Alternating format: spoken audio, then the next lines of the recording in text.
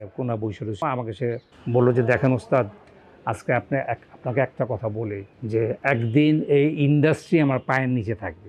বর্তমান সময়ের সুপারস্টার শাকিব খান চলচ্চিত্র জগতে আসেন 1999 সালে। প্রথম দুটি ছবি ফ্লপ হলেও পরিচালকের নজরে পড়েন শাকিব খান। এরপর মাল্টিকাস্টিং ছবিতে অভিনয় করেন শাকিব খান। সে সকল ছবিগুলো ব্যবসা সফল হলেও শাকিব খানকে ক্রেডিট দেওয়া হয় না। 2001 সালে রুবেল, শাকিব খান, পূর্ণিমা, শানু, ডিপজল অভিনীত শিকারী ছবি মুক্তি পায়। ছবিটি ওই সময় সুপার হিট হয়। এই ছবিতে রুবেল এবং শাকিব খান দুজনই মেন ভূমিকায় অভিনয় করেন। তারপরও এফডিসিতে উৎসব করে রুবেলকে নিয়ে। রুবেলের জন্যই নাকি ছবি সুপার হিট হয়েছিল এবং সবাই বলে এটি রুবেলের সিনেমা। আর শাকিব খান দূরে কোনায় বারান্দায় বসে আছেন। তখন শাকিব খানের কাছে মেকআপ ম্যান যান। তখনই শাকিব খান মনে কষ্ট নিয়ে বলেন, আজকে আমাকে সবাই অবহেলা করতেছে, কিন্তু একদিন দেখবেন আমার পায়ের নিচে পুরো ফিল্ম ইন্ডাস্ট্রি থাকবে। শাকিব খানের সেই কথাই সত্য হলো। সবাই রুবেল কিনা হই হই করতেছে, শাকিব খান তো একাকৃষ্টভাবে এক জায়গায় কোনা বসে রয়েছে। আমাকে সে বললো যে দেখেন ওস্তাদ